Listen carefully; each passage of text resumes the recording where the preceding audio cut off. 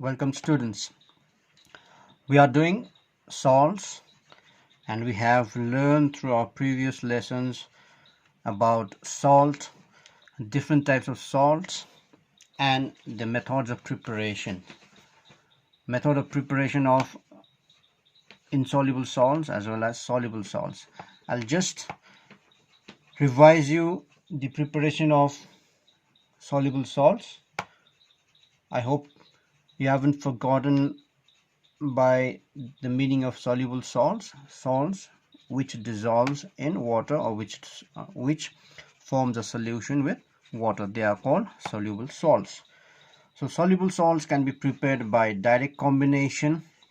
For example, iron, when treated with chlorine, they produce iron 3 chloride. So this is a salt. This is called direct combination or synthesis method. Simple displacement method. This is the action of dilute acids on active metals. So let's take active metals zinc and iron. So when zinc is treated with dilute acids, so let's take any acid, sulfuric acid, dilute.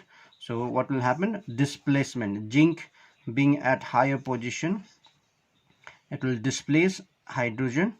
So it will form zinc sulfate and hydrogen gas will be liberated. In the same way, iron also being at higher position than hydrogen, it will displace hydrogen from hydrochloric acid and will form iron 2 chloride, ferric chloride, and hydrogen gas will be liberated. Another process by which we can prepare salt is decomposition. So decomposition of hydrogen carbonates. So when hydrogen carbonates are decomposed, are broken down with the help of acids, they will form salt, water, and carbon dioxide. Always remember, when we have carbonates or bicarbonates, one of the product will be definitely carbon dioxide gas, which is here, carbon dioxide gas. Along with carbon dioxide gas, it will produce water and salt corresponding to the metal carbonates or bicarbonates. So if you have sodium bicarbonate, the salt you will get is sodium chloride, water and carbon dioxide. If you take calcium bicarbonate, then you'll get the salt of calcium. If you take nitric acid, it will be calcium nitrate plus water plus carbon dioxide. Now salts can be also produced by decomposition of carbonates. Like this, copper carbonate gives copper chloride. Again, here carbonate, we have carbonate, so carbon dioxide and water will be the byproducts. We can prepare salts by decomposition of sulfites. Sulfites means sulfate is SO4, sulfate. Sulfate is SO4, whereas sulfite is SO3.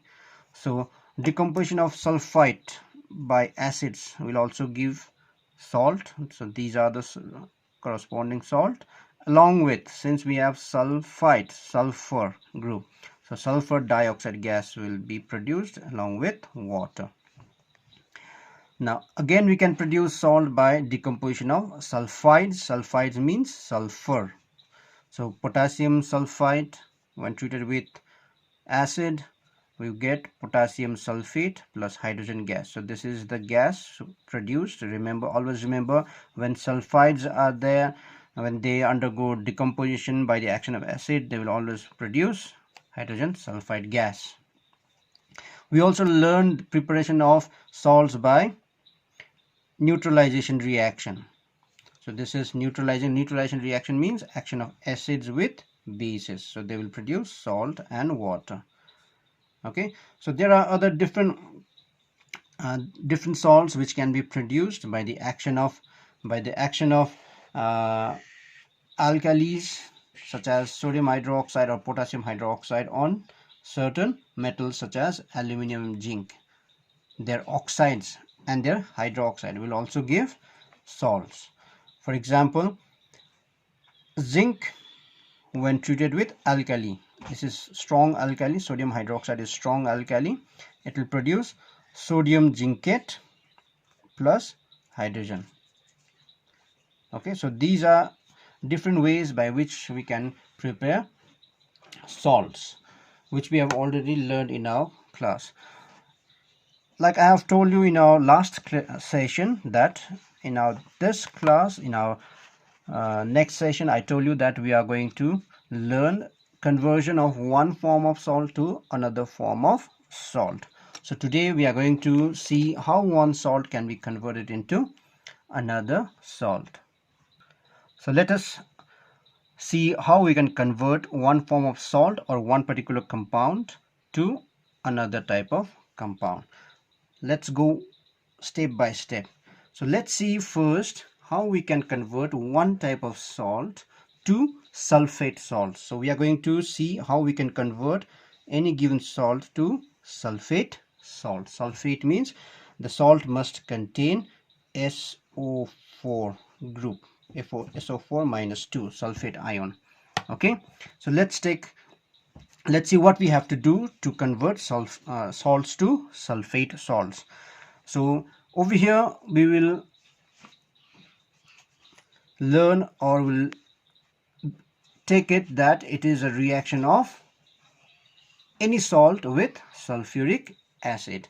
So when we react any salt with sulfuric acid, because sulfuric acid has sulfate group, remember the acid which has sulfate group is only sulfuric acid.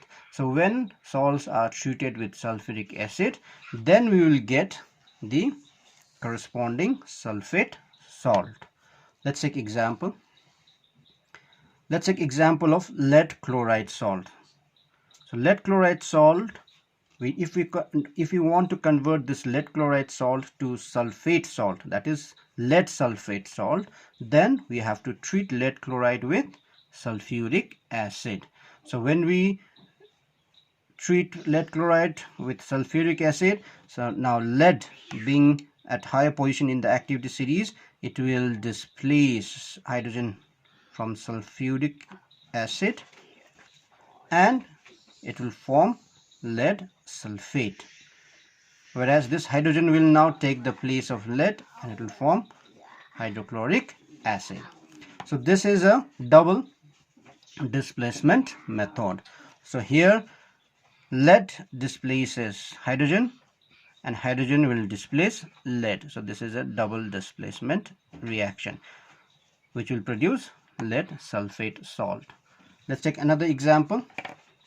Let's take iron chloride, FeCl2. So when iron chloride is treated with sulfuric acid, now iron being at a higher position in the activity series will displace hydrogen, so it will take the place of hydrogen. So we'll get iron sulfate and we'll also get hydrochloric acid. So this is the required sulfate salt. Let's see another example. Calcium chloride is again a chloride salt.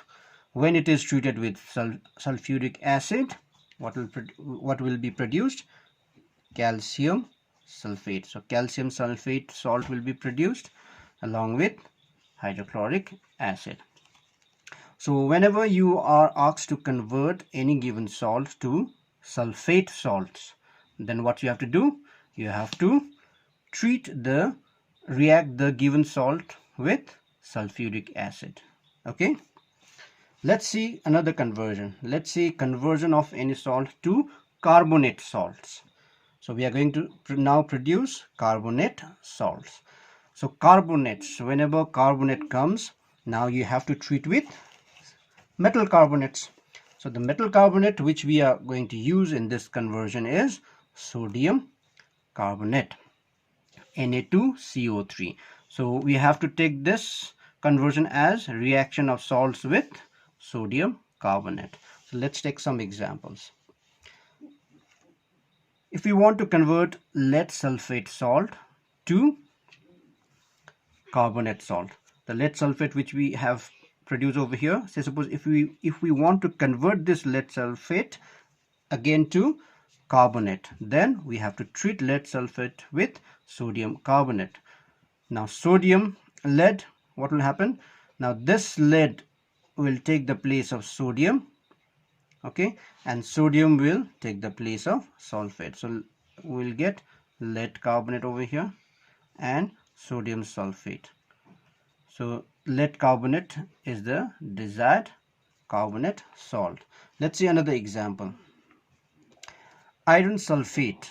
If you want to convert iron sulfate to iron carbonate, then what we have to do? We have to treat iron sulfate with sodium carbonate, and we will get iron carbonate along with sodium sulfate. Let's see another example. Calcium carbonate, when treated with sodium carbonate, what we'll get? Calcium carbonate and sodium chloride salt, because over here we have calcium chloride. So they will interchange the ions, and they will form the desired carbonate salt along with sodium chloride salt. Okay, so this is again a double displacement reaction. Now let's see the conversion of any salts to nitrate salts. Nitrate means it has NO3 group. Okay, nitrate. So whenever we want to convert any salt to nitrate salt, then we have to react with nitric acid, because nitric acid has nitrate group. Okay, so nitric acid, it is the reaction of nitric acid. So let's see. Iron carbonate, which we produce over here, when we treat this iron carbonate salt with nitric acid, then what we will get? Iron 2 nitrate plus water plus carbon dioxide. We'll also get 2 extra products. Always remember, whenever we are doing reaction of carbonates, then 2 products are always conform. There will be water and carbon dioxide along with another product. So whenever we are doing reactions of carbonates, metal carbonates, then water and carbon dioxide will be also produced along with the metal salts. Let's see another example. Calcium carbonate.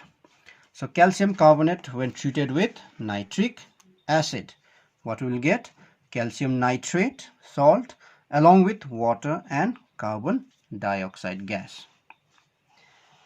So this is how we convert any given salt to a nitrate salt. Now let's see. Now this is not a salt, but let's see conversion of some salts into hydroxides. Now hydroxides are, now we are converting back this to bases. Okay, now we are trying to understand conversion of salts back to bases. Now let's see, if we want to convert salt to hydroxide. Hydroxide has OH group, OH minus group, which gives a basic property to any given substance. So whenever we are converting salts back to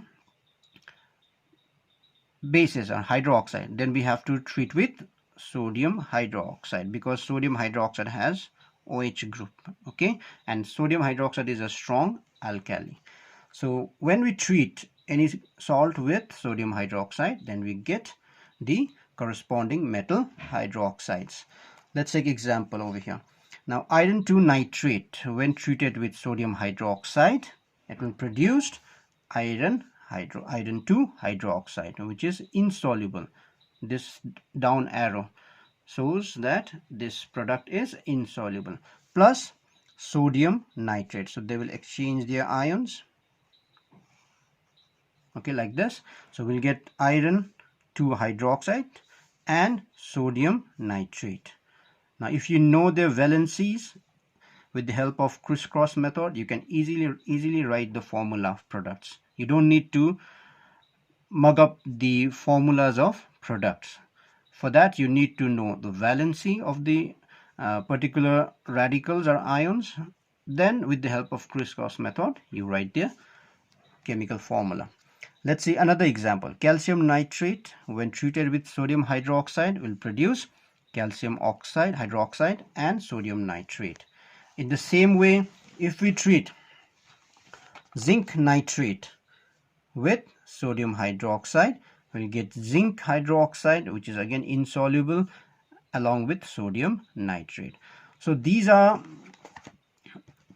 some of the conversions of one form of salt to another, and at the end we also learn conversion of salt to bases or hydroxides. So if you learn these things, you don't even need to mug up these things, you just need to know the particular reagent or reactants that we use while doing conversion. So for any given salt to convert into sulfate, we use sulfuric acid. To make carbonate salts, we use sodium carbonate. To make nitrate salts, we use nitric acid. And to convert salt back to hydroxides, we use sodium hydroxides. Okay, boys, I hope I am clear about this. Now, if I am clear about these conversions, now let us do a small exercise over here. Let us convert some substances into other required salts. Let's see now first these conversions. So in the exam also similar type of question might come to you. So write the balanced reactions for the following conversions. So here we have 1, 2, 3, 4 reactions which are labeled as A, B, C and D, and you are asked to write the balanced equations, chemical equations for all these conversions. So what is the first conversion? We have to convert iron to iron chloride. So this is salt, this is not salt, so this iron metal has to be converted to salt, chloride salt. Now remember, I told you in the beginning in the revision how to make chloride salts. We can make by two ways. One is synthesis method and another one is displacement method. So if we see this synthesis method, the preparation of iron chloride salt, so we learned iron 3 chloride, iron 3 FeCl2, but if you see over here, this is not iron 3 chloride. So this is iron 2 chloride. So iron 2 chloride is produced by displacement, simple displacement of hydrochloric acid. That means we have to use over here, react iron with hydrochloric acid. So when we treat iron with hydrochloric acid, what do we get? Iron chloride plus hydrogen gas. So this is the first conversion, A. So in exam also you have to write, if this comes, you have to write in this way only. So for A, we have to, what is the complete balanced equation?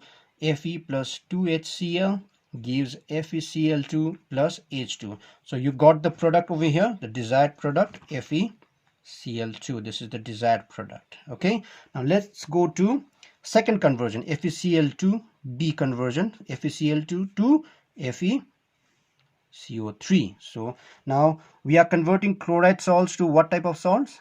Carbonates.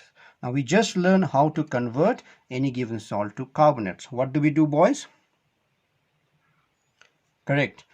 We treat any given salt with sodium carbonate. So what do we have to write over here?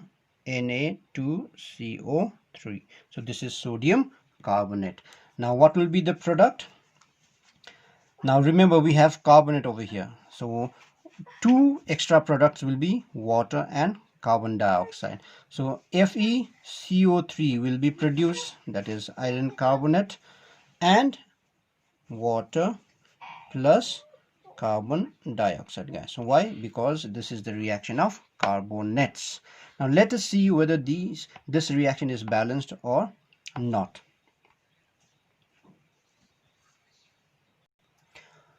I beg your pardon over here.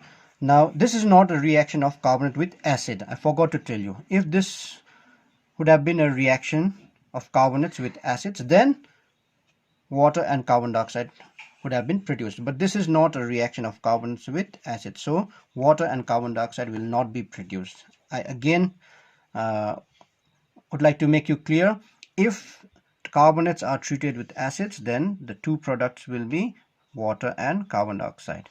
But this is not the reaction of carbonates with acids. It is the reaction of carbonates with salt.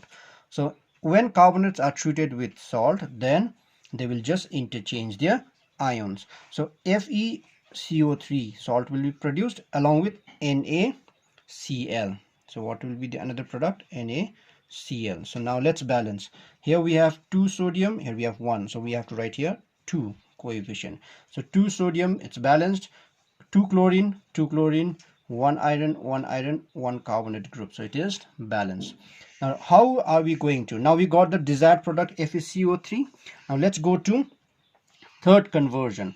Carbonates salt has to be converted to nitrate salt. So what do we do in order to convert carbonate, any given salt, to nitrate salt? Correct. We treat the salt with nitric acid. So here we have to write HNO3. Now what will be the product if we react any salt with nitric acid? Nitrate salt will be produced. Now this is the reaction of carbonates with acids. Okay, so the reaction of carbonates with acid will always give two products, extra products. They are water and carbon dioxide gas. Am I clear? Now we have to see whether this chemical equation is balanced or not. So iron 1, it is balanced. Let's go to hydrogen. Here we have 1 and here we have 2. So we can write here 2 to balance hydrogen. So with this 2, hydrogen is balanced. Nitrogen, 2 nitrogen. With this 2, we have 2 nitrogen. How many carbon do we have? 1 carbon. Here also we have 1 carbon. Now the last one is oxygen. In the reactant we have 2 3s are 6, 6 plus 3, 9 oxygen. Here we have 2 3s are 6, 7, 8, 9. So oxygen is also balanced. So this is the required balanced equation for the conversion of carbonate salts into nitrate salt. So we have written this, the conversion of this also. Let's go to the final conversion, that is the conversion of nitrates to iron hydroxide. So this is the conversion of salt to hydroxides. So what do we do in order to convert salts to hydroxide? We treat the salt with sodium hydroxide, strong alkali. So when we treat salt, here the salt is iron to nitrate with base NaOH. What do we get? FeOH.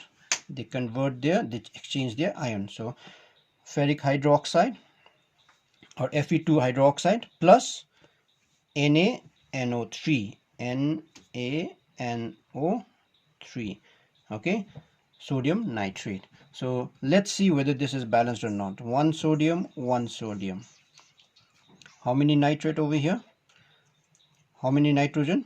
2 nitrogen. If we see nitrate group also, we have 2 nitrate group. So straight away we can write here 2. So this 2 makes sodium 2 on the product and we have only 1. So here we have to write 2. So 2 OH, here also 2 OH. 1 Fe, 1 Fe. So this is the balanced equation. Okay boys, so this is how we do conversion of one form of salt or substance to another salt, and again we convert salt back to hydroxide. So in the same way, I'll give you another one assignment which includes the conversion of one form of substance to another salt and finally back to hydroxides. I hope you all will be able to do that conversion very easily. If you don't understand anything, I suggest you to revise this lesson again and again.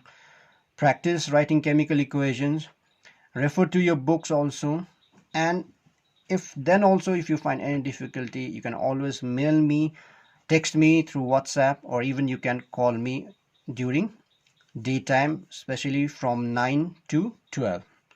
So this much for today boys. Stay safe and do all things well.